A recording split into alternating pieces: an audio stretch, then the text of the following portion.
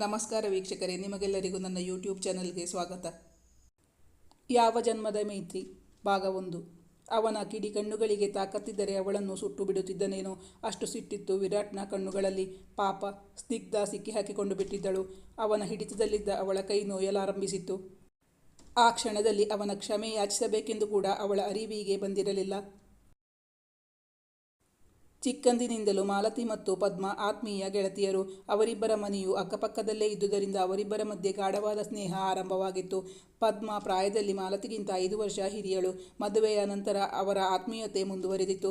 ಸಂಪ್ರದಾಯಸ್ಥ ಕುಟುಂಬದಲ್ಲಿ ಬೆಳೆದ Malathi private ಕಂಪನಿಯೊಂದರಲ್ಲಿ manager ಆಗಿ ಕೆಲಸ ಮಾಡುತ್ತಿದ್ದ ಮಂಜುನಾಥ್ ಎಂಬುವರನ್ನು ಪ್ರೀತಿಸಿ ಮದುವೆಯಾಗಿದ್ದಳು. ಪ್ರೀತಿಸಿ ಮದುವೆಯಾಗಿದ್ದರಿಂದ 2 ಕಡೆಯ ಹಿರಿಯರನ್ನು ಎದುರು ಹಾಕಿಕೊಂಡು ಮದುವೆಯಾಗಿದ್ದರು. ಮದುವೆಯಾದ ಬಳಿಕ ಮಾಲತಿ ಮತ್ತು ಮಂಜುನಾಥ್ ಅವರು ಹುಬ್ಬಳ್ಳಿಯಲ್ಲಿ ವಾಸಿಸುತ್ತಿದ್ದರು.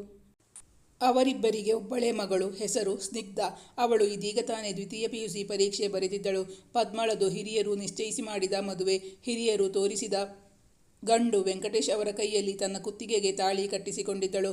ವೆಂಕಟೇಶ್ ಅವರು ಶಾಲೆಯಲ್ಲಿ ಅಧ್ಯಾಪಕರಾಗಿ ಕೆಲಸ ಮಾಡುತ್ತಿದ್ದರು. ಕಳೆದ ವರ್ಷವಷ್ಟೇ ನಿವೃತ್ತರಾಗಿದ್ದರು. ಪದ್ಮಳಿಗೆ ಅತ್ತೆ, ಮಾವ, ಅತ್ತಿಗೆ, ನಾದಿನಿ, ಮೈದುನ, ಓರಗಿತ್ತಿ ಎಲ್ಲರೂ ಇದ್ದರು. ಅವರದು ತುಂಬು ಕುಟುಂಬ.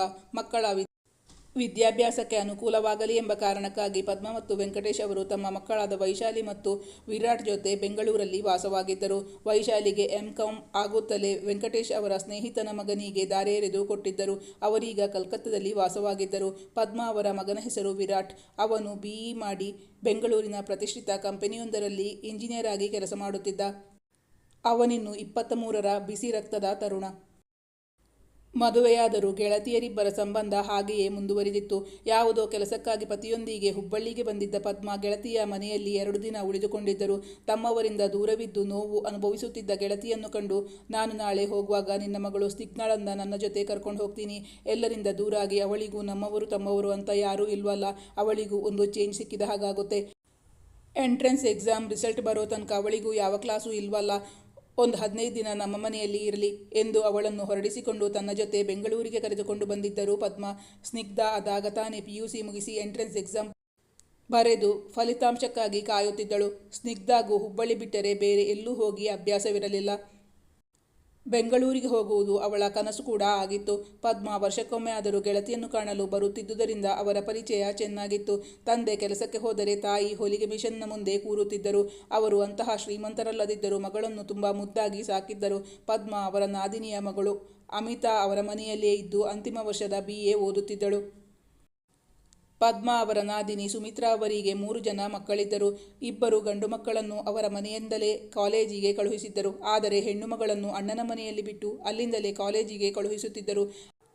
ಪದ್ಮ ಅವರ ನಾದಿನಿ ಸುಮಿತ್ರಾ ಅವರ ಮನೆ ಮಂಡ್ಯದಿಂದ 10 ಕಿಲೋಮೀಟರ್ ಒಳಗೆ ಹಳ್ಳಿಯಲ್ಲಿ ಇದ್ದುದರಿಂದಾಗಿ ಅವರ ಮನೆಯಿಂದ ಕಾಲೇಜಿಗೆ ಹೋಗಲು ಸೌಕರ್ಯವಿಲ್ಲದ್ದರಿಂದ ಮಾತ್ರವಲ್ಲ, ಹೇಗೂ ಅಣ್ಣನಿಗೊಬ್ಬ ಗಂಡು ಮಗ ಇದ್ದಾನಲ್ಲ, ಅವನಿಗೆ ತಮ್ಮ ಮಗಳನ್ನು ಕೊಟ್ಟು ಮದುವೆ ಮಾಡಿಸಬೇಕೆಂದು ಅವರ ಮಾತ್ರವಲ್ಲ ಅವರ ತಂದೆ ತಾಯಿಯ ಉದ್ದೇಶವೂ ಆಗಿತ್ತು. ಆದ್ದರಿಂದ ತಮ್ಮ ಮಗಳನ್ನು ಅಣ್ಣನ ಮನೆಯಲ್ಲಿ ಬಿಟ್ಟು ಓದಿಸುತ್ತಿದ್ದರು ಸುಮಿತ್ರಾ.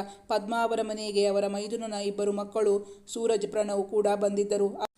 ಮೈದುನನಿಗೆ 2 ಗಂಡು ಹುಡುಗರು. ಅದು ಮೇ ತಿಂಗಳಾದ್ದರಿಂದ ಮಕ್ಕಳಿಗೆಲ್ಲ ಬೇಸಿಗೆಯ ರಜಾ ಬಂದಿತ್ತು. ಪದ್ಮ ಅವರ ಮನೆಯ ಮುಂದೆ ಖಾಲಿ ಜಾಗವಿತ್ತು. ಅವರ ಅಕ್ಕಪಕ್ಕದ ಮನೆಯ ಹುಡುಗರನ್ನು ಸೇರಿಸಿಕೊಂಡು ಮಕ್ಕಳೆಲ್ಲ ಕ್ರಿಕೆಟ್ ಆಡುತ್ತಿದ್ದರು. ಸೂರಜ್, ಪ್ರಣವ್ ಅಲ್ಲದೆ ಅಕ್ಕಪಕ್ಕದ ಮನೆಯ ಮಕ್ಕಳಾದ ನಿತಿನ್, ನೀರಜ್, ಧ್ರುವ, ಅಮರ್, ಮಿಥುನ್, ವಿಕಾಸ್, ವರುಣ್ ಈ ಮಕ್ಕಳೆಲ್ಲ ಒಟ್ಟಾಗಿ ಕ್ರಿಕೆಟ್ ಆಡುತ್ತಿದ್ದರು. ಸ್ನಿಗ್ಧಗೂ ಮನೆಯಲ್ಲಿ ಒಬ್ಬಳಿಗೆ ಹೊತ್ತು ಹೋಗುತ್ತಿರಲಿಲ್ಲ. ಅವಳು ಮನೆಯಿಂದ ಹೊರಬಂದು ಇವರು ಆಟವಾಡುತ್ತಿದ್ದನ್ನು ನೋಡಲು ಅದಾಗಲೇ ಅವಳ ಗೆಳೆತನ ಮಾಡಿಕೊಂಡಿದ್ದ ಅವಳಿಗಿಂತ 2 ವರ್ಷ ಹಿರಿಯವನಾದ ಪ್ರಣವ್ ಅವಳನ್ನು ಆಟಕ್ಕೆ ಕರೆದಿದ್ದ.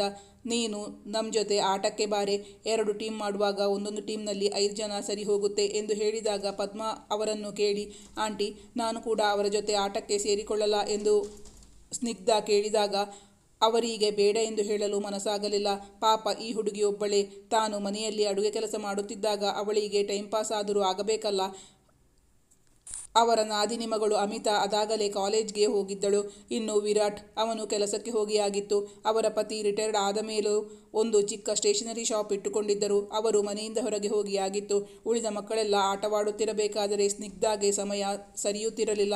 ಅದು ಗಂಡು ಹುಡುಗರು ಆಡುವ ಆಟ, ನಿಂಗೆ ಆಡೋಕೆ ಬರುತ್ತಾ ಎಂದು ಅವಳನ್ನು ಪ್ರಶ್ನಿಸಿದಾಗ, ಬರುತ್ತೆ ಆಂಟಿ ಎಂದು ಹೇಳಿ ಆಸೆಯ ಕಂಗಳಿಂದ ಅವರ ಒಪ್ಪಿಗೆಗೋಸ್ಕರ ಅವರನ್ನೇ ದಿಟ್ಟಿಸಿದ್ದಳು. ಹಾಗಾದರೆ ಹೋಗು, ಆಟ ಆಡ್ಕೋ ಎಂದು ಹೇಳಿದಾಗ ತುಂಬು ಸಂತೋಷದಿಂದ ಹಾರು ನಡಿಗೆಯಿಂದಲೇ ಅವರೊಂದಿಗೆ ಹೋಗಿ ಆಟಕ್ಕೆ ಸೇರಿಕೊಂಡಿದ್ದಳು ಸ್ನಿಗ್ಧ. ಪದ್ಮಾ ಅವರು ಒಂದು ಕ್ಷಣ ಇಷ್ಟು ಗಂಡು ಹುಡುಗರ ಮಧ್ಯೆ ಆಟವಾಡುತ್ತಿದ್ದ ಸ್ನಿಗ್ಧಳನ್ನೇ ನೋಡಿದರು. ಬೆನ್ನು ತುಂಬ ಹರಡಿದ್ದ ಒತ್ತು ಕೂದಲಿನಿಂದ ಆವೃತವಾದ ಮುಖ, ಅವಳ ಅಂದದ ಮುಖದ ಅರ್ಧ ಭಾಗವನ್ನೇ ಮರೆಮಾಡಿದ್ದ ಕೂದಲಿನ ರಾಶಿಯಿಂದ ಆಗಾಗ ಮಿನುಗುತ್ತಿದ್ದ ಬೊಗಸೆ ಕಣ್ಣುಗಳು, ಯಾವ ಅಲಂಕಾರ ಸಾಧನಗಳು ಇಲ್ಲದ ನಿರ್ಮಲವಾದ ತಾವರೆಯ ಮೊಗ್ಗಿನಂತಿದ್ದ ಮುಖ, ತುಟಿಯಂಚಿನ ಕಿರುನಗೆ, ನೀಳವಾದ ನಾಸಿಕ, ಮನಸ್ಸಿನ ಭಾವನೆಗಳನ್ನು ಅಡಗಿಸಲು ಅಸಮರ್ಥವಾದ ಪುಟ್ಟ ಬಾಯಿ, ಬಿಚ್ಚು ಕೂದಲು. ಮುಖದ ಮೇಲೆ ಬಂದಾಗ ನಿಮಿಷಕ್ಕೊಂದು ಸಲ ತಲೆ ಹಿಂದಕ್ಕೆ ಕೊಡವೆ ಮುಖದ ಮೇಲೆ ಬಿದ್ದಿರುವ ಕೂದಲನ್ನು ತನ್ನ ಎಡಗೈ ಹಿಂಬದಿಯಿಂದ ಹಿಂದೆ ಸರಿಸುವ ವೈಖರಿ. ವಯಸ್ಸಿಗೆ ಮೀರಿದ ಬೆಳವಣಿಗೆಯಾದರೂ ತುಂಟತನ ಹೊರಸೂಸುವ ಕಣ್ಣುಗಳು ಅವಳಿನ್ನು ಮುಗ್ಧೆಯೆಂದು ಸಾರುತ್ತಿತ್ತು. ಹಾಲ್ಬಿಳುಪು ಮೈಬಣ್ಣ, ನಕ್ಕಾಗ ಗುಳಿ ಮೂಡುವ ಕೆನ್ನೆ, ಹಾಕಿಕೊಂಡಿದ್ದ ನೀಲಿ ಬಣ್ಣದ ಪ್ಯಾಂಟು ಮತ್ತು ಕೆಂಪು ನೀಲಿ ಚಕ್ಸುಗಳಿದ್ದ ಟಾಪು ಅವಳ ಮುಖಕ್ಕೆ ವಿಶೇಷ ಮೆರುಗನ್ನು ಕೊಟ್ಟಿತ್ತು. ಈ ಹುಡುಗಿ ತುಂಬ ಮುದ್ದಾಗಿದ್ದಾಳೆ, ನೋಡಿದರೆ ಇನ್ನೂ ನೋಡಬೇಕೆನಿಸುತ್ತಿದೆ ಎಂದು ಹೇಳಿತ್ತು ಅವರ ಮನಸ್ಸು. ಬಳಿಕ ಅವರು ಸಂಜೆಗೆ ತಿಂಡಿ ತಯಾರಿಸಲೆಂದು ಮನೆಯೊಳಗೆ ಹೋದರು. ಈ ಹುಡುಗಿಯರಿಗೆ ಬ್ಯಾಟ್ ಸರಿಯಾಗಿ ಇಟ್ಕೊಂಡು ಆಡೋಕೆ ಬರೋಲ್ಲ, ನಮ್ಮ ಪಾರ್ಟಿಗೆ ಬೇಡ. ಏ ಹುಡುಗಿ, ಇದು ಹುಡುಗರ ಆಡೋ ಆಟ ಕಣಮ್ಮಿ, ನೀನು ನಮ್ಮ ಜೊತೆ ಆಡೋಕೆ ಬರಬೇಡ, ಹೋಗು, ಟೆನ್ನಿಸೋ ಕುಂಟೆಬಿಲ್ಲೆನೋ ಆಡು, ಹೋಗು ಹೋಗು ಎಂದು ಹೇಳಿದ್ದ ನೀರಜ್. ಅವಮಾನದಿಂದ ಸ್ನಿಗ್ಧಳ ಮುಖ ಕೆಂಪಾಗಿ ಬಿಟ್ಟಿತ್ತು. ಆಗ ಅವಳು ಧ್ರುವನ ಕೈಯಲ್ಲಿದ್ದ ಬ್ಯಾಟನ್ನು ಹಿಡಿದುಕೊಂಡು, ಲೋ ಗಂಡು ಹುಡುಗ, ಬೌಲಿಂಗ್ ಮಾಡು, ನಾನೀಗ ತೋರಿಸ್ತೀನಿ ಗಂಡು ಹುಡುಗ ಯಾರು ಅಂತ ಎಂದು ಹೇಳಿದಾಗ ಪ್ರಣವ್ ತನ್ನ ಕೈಯಲ್ಲಿದ್ದ ಬಾಲನ್ನು ನೀರಜ್ ಕೈಗೆ ಕೊಟ್ಟಿದ್ದ. ನೀರಜ್ ಹಾಕಿದ ಬಾಲನ್ನು ಬಲವಾಗಿ ಬೀಸಿ ಹೊಡೆದಿದ್ದಳು ಸ್ನಿಗ್ಧ. ಅವಳು ಹೊಡೆದ ರಭಸಕ್ಕೆ ಆ ಬಾಲ್ ಆಕಾಶದೆತ್ತರಕ್ಕೆ ಹೋಗಿ ಅದಾಗ ತಾನೇ ತನ್ನ ಹೊಸ ಬೈಕನ್ನು ತಮ್ಮ ಮನೆ ಮುಂದೆ ನಿಲ್ಲಿಸುತ್ತಿದ್ದ ವಿರಾಟ್ನ ಬೈಕ್ನ ಮಿರರ್ಗೆ ಬಂದು ಬಿದ್ದಿತ್ತು. ಆ ಬಾಲ್ ಮಿರರ್ನ ಗಾಜು ಪುಡಿ ಪುಡಿಯಾಗಿ ನೆಲದಲ್ಲಿ ಬಿತ್ತು. ಕಣ್ಣಲ್ಲಿ ತಂಪು ಕನ್ನಡಕವಿದ್ದುದರಿಂದ ಆ ಗಾಜಿನ ಪುಡಿ ವಿರಾಟ್ನ ಕಣ್ಣುಗಳಿಗೆ ಏನೂ ಅಪಾಯವನ್ನುಂಟು ಮಾಡಿರಲಿಲ್ಲ. ಅವನ ಕಣ್ಣುಗಳೀಗ ಕೆಂಡ ಕಾರುತ್ತಿದ್ದವು. ವಿರಾಟ್ ಸಿಟ್ಟಿನಿಂದ ನೋಡಲು, ಭಯದಿಂದ ತನ್ನತ್ತಲೇ ನೋಡುತ್ತಾ ನಿಂತ ಸ್ನಿಗ್ಧಳ ಹೊರತಾಗಿ ಉಳಿದ ಮಕ್ಕಳೆಲ್ಲ ಓಡಿ ತಪ್ಪಿಸಿಕೊಂಡು ಬಿಟ್ಟಿದ್ದರು. ತನ್ನ ಪಕ್ಕದಲ್ಲಿ ಬಿದ್ದಿದ್ದ ಬಾಲನ್ನು ಹೆಕ್ಕಿ ಬ್ಯಾಟಿಂಗ್ ಮಾಡಿದವರಾರೆಂದು ನೋಡಲು ಕೈಯಲ್ಲಿ ಬ್ಯಾಟ್ ಹಿಡಿದಿರುವ ಹುಡುಗಿಯನ್ನು ಕಂಡು ವಿರಾಟ್ ಅವಳತ್ತ ಸುಡುನೋಟ ಬೀರಿದ. ಉಳಿದ ಮಕ್ಕಳೆಲ್ಲ ಓಡಿ ತಪ್ಪಿಸಿಕೊಂಡಾಗಿತ್ತಲ್ಲ. ಅವನ ಕೋಪಕ್ಕೆ ಬಲಿಯಾಗಲು ಅವಳೊಬ್ಬಳೇ ಉಳಿದು ಬಿಟ್ಟಿದ್ದಳು. ಅವಳಿಗೆ ಏನು ಮಾಡಬೇಕೆಂದೇ ತೋಚುತ್ತಿಲ್ಲ. ತನ್ನ ಜೊತೆ ಆಟವಾಡುತ್ತಿರುವ ಅವರೆಲ್ಲ ಕ್ಷಣ ಮಾತ್ರದಲ್ಲಿ ಅಲ್ಲಿಂದ ಮಾಯವಾಗಿ ಬಿಡುತ್ತಾರೆ ಎಂದು ಅವಳು ಕನಸಲ್ಲೂ ಅಂದುಕೊಂಡಿರಲಿಲ್ಲ. ತನ್ನ ಸಹಾಯಕ್ಕೆ ಈಗ ಯಾರಾದರೂ ಬರಲು ಸಾಧ್ಯವೇ? ಅವಳು ಅತ್ತಿತ್ತ ನೋಟ ವರಿಸಿದಳು. ಅಷ್ಟರಲ್ಲಾಗಲೇ ಅವನು ದಾಪುಗಾಲು ಹಾಕುತ್ತಾ ಅವಳತ್ತ ಬಂದು ಬಿಟ್ಟಿದ್ದ. ಮಾತ್ರವಲ್ಲ, ಅವಳ ಕೈ ರಟ್ಟೆಯನ್ನು ಬಲವಾಗಿ ಹಿಡಿದುಕೊಂಡ. ತಪ್ಪಿಸಿಕೊಂಡು ಹೋಗಲು ಸಾಧ್ಯವೇ ಇರಲಿಲ್ಲ. ಅದಾಗಲೇ ತಪ್ಪಿಸಿಕೊಂಡು ಹೋದ ಉಳಿದ ಮಕ್ಕಳು ಪಕ್ಕದ ಮನೆ ಕಾಂಪೌಂಡ್ ಒಳಗಿಂದ ಹೊರಗೆ ಏನಾಗುತ್ತಿದೆ ಎಂಬುದನ್ನು ಇಣುಕಿ ನೋಡುತ್ತಿದ್ದರು. ಮಾತ್ರವಲ್ಲ, ತಮ್ಮೊಳಗೆ ಪಿಸು ಮಾತುಗಳಲ್ಲಿ ಹೇಳುತ್ತಿದ್ದ ನೀರಜ್, ಗಂಡಸರ ಆಟ ಆಡೋಕೆ ಬರಬೇಡ ಅಂತ ಹೇಳಿದ್ರೆ ಅವಳು ಕೇಳಲಿಲ್ಲ. ಈಗ ಹಿಟ್ಲರ್ ಕೈಯಲ್ಲಿ ರೆಡ್ ಹ್ಯಾಂಡ್ ಆಗಿ ಸಿಕ್ಕಾಕೊಂಡ್ಬಿಟ್ಟಿದ್ದಾಳೆ. ಅವನ ಒಂದೇ ಒಂದು ಏಟಿಗೆ ಅವಳು ಅಲ್ಲೇ ನೆಲಕಚ್ಚಿ ಬಿಡ್ತಾಳೆ. ನೋಡೋಣ, ನಾವಿಲ್ಲಿಂದಲೇ ಮಜಾ ಉಡಾಯಿಸೋಣ. ತಾನು ಸುರಕ್ಷಿತ ಜಾಗದಲ್ಲಿದ್ದೇನೆ ಎಂದುಕೊಂಡು ಹೇಳಿದ ನೀರಜ್. ನಿತಿನ್, ಅವನು 8ನೇ ಕ್ಲಾಸಿನಲ್ಲಿ ಓದುತ್ತಿದ್ದ ಹುಡುಗ. ಅದು ನಿತಿನ್ನ ಬಾಲ್. ಅವನ ನೋಟ ಪೂರ ಬಾಲ್ನ ಮೇಲಿತ್ತು. ಒಂದು ವೇಳೆ ಆ ಬಾಲ್ ಸಿಗದಿದ್ದರೆ ತನಗೇ ನಷ್ಟ. ಮಾತ್ರವಲ್ಲ, ಹಿಂದಿನ ದಿನವಷ್ಟೇ ಅವನು ಆ ಬಾಲನ್ನು ತಂದೆಯ ಬಳಿ ದುಡ್ಡು ಕೇಳಿ ಖರೀದಿಸಿಕೊಂಡಿದ್ದ. ಬಾಲ್ ಇಲ್ಲದೆ ಮನೆಗೆ ಹೋದಲ್ಲಿ ತಂದೆಯಿಂದ ಒದೆ ಬೀಳುವುದು ಖಂಡಿತ. ನಾಳೆ ಆಡುವುದಾದರೂ ಹೇಗೆ? ಅವನ ಮನಸ್ಸು ಯೋಚಿಸುತ್ತಿತ್ತು. ವಿರಾಟ್ನ ಕಿಡಿಗಣ್ಣುಗಳಿಗೆ ತಾಕತ್ತಿದ್ದರೆ ಅವಳನ್ನು ಸುಟ್ಟು ಬಿಡುತ್ತಿದ್ದನೇನು, ಅಷ್ಟು ಸಿಟ್ಟಿತ್ತು ಅವನ ಕಣ್ಣುಗಳಲ್ಲಿ. ಪಾಪ ಸ್ನಿಗ್ಧ ಸಿಕ್ಕಿ ಹಾಕಿಕೊಂಡು ಬಿಟ್ಟಿದ್ದಳು. ಅವನ ಹಿಡಿತದಲ್ಲಿದ್ದ ಅವಳ ಕೈ ನೋಯಲಾರಂಭಿಸಿತ್ತು. ಆ ಕ್ಷಣದಲ್ಲಿ ಅವನ ಕ್ಷಮೆ ಯಾಚಿಸಬೇಕೆಂಬುದು ಕೂಡ ಅವಳ ತಲೆಗೆ ಹೊಳೆದಿರಲಿಲ್ಲ. ಭಯ, ಆತಂಕದಿಂದ ಬಿಟ್ಟ ಕಣ್ಣುಗಳಿಂದ ಅವನನ್ನೇ ನೋಡುತ್ತಿದ್ದಳು.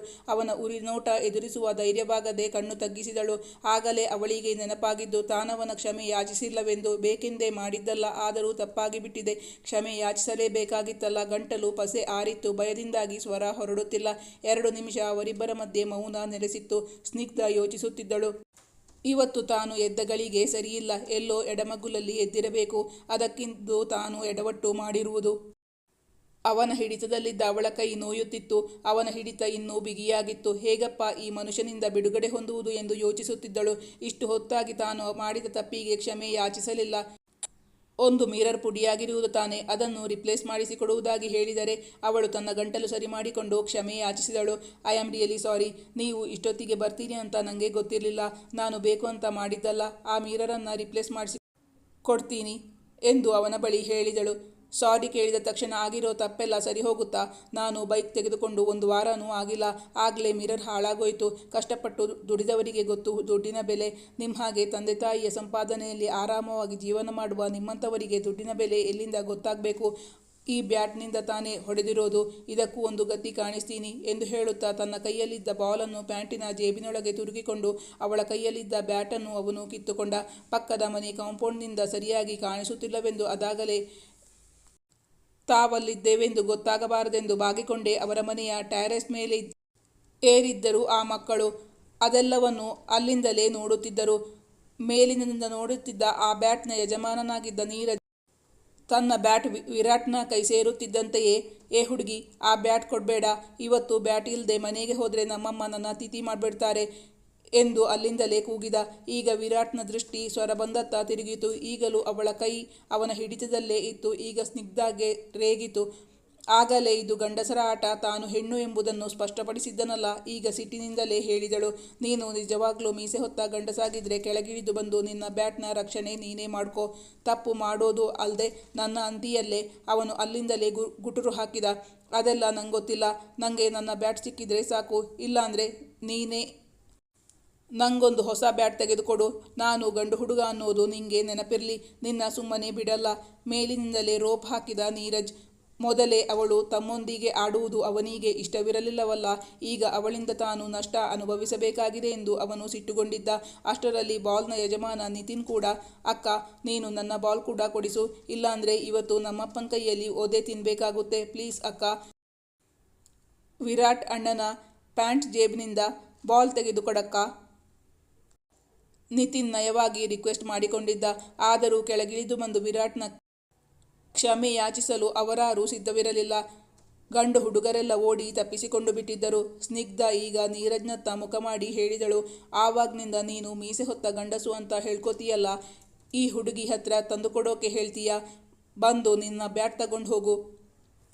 ಆಗ ನೀನು ನಿಜವಾದ ಗಂಡಸು ಅಂತ ಒಪ್ಕೋತೀನಿ. ಆಗ ನೀನು ನನ್ನ ರೇಗಿಸದೇ ಇದ್ದರೆ ಇಷ್ಟೆಲ್ಲ ಆಗ್ತಾನೇ ಇರಲಿಲ್ಲ. ಇದಕ್ಕೆಲ್ಲ ಕಾರಣ ನಾನಲ್ಲ ಎಂದು ಅವಳು ಹೇಳಿದಳು. ಅವಳಿಗೆ ಒಂದು ಕಡೆ ಕೈ ನೋಯುತ್ತಿತ್ತು, ಇನ್ನೊಂದು ಕಡೆ ಅವಮಾನ. ಮಾತ್ರವಲ್ಲ, ವಿರಾಟ್ ಅವಳಿಗೆ ದುಡ್ಡಿನ ಬೆಲೆ ಗೊತ್ತಿಲ್ಲವೆಂದು ಹೇಳಿಬಿಟ್ಟಿದ್ದನಲ್ಲ. ನೋವು, ಅವಮಾನದಿಂದಾಗಿ ಅವಳ ಕಣ್ಣುಗಳು ತುಂಬಿ ಬರಲಾರಂಭಿಸಿದ್ದವು.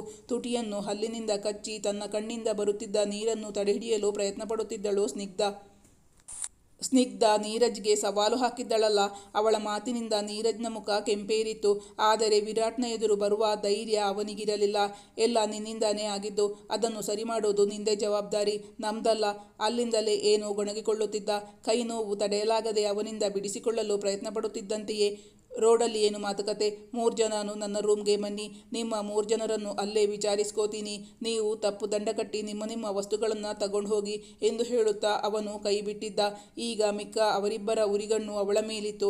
ಆಟವಾಡಲೆಂದು ಹೋಗಿ ಸ್ನಿಗ್ಧ ಈಗ 3 ಜನರ ವೈರತ್ವವನ್ನು ಕಟ್ಟಿಕೊಳ್ಳಬೇಕಾಗಿ ಬಂದಿತ್ತು. ಈ ಕಥೆಯ ಮುಂದಿನ ಭಾಗ ಮುಂದಿನ ಸಂಚಿಕೆಯಲ್ಲಿ ಮುಂದುವರಿಯುವುದು. ವೀಕ್ಷಕರೇ, ನಿಮ್ಮ ಅನಿಸಿಕೆ ಅಭಿಪ್ರಾಯವನ್ನು ಕಮೆಂಟ್ ಮಾಡಿ ತಿಳಿಸಿ. Thank you for watching.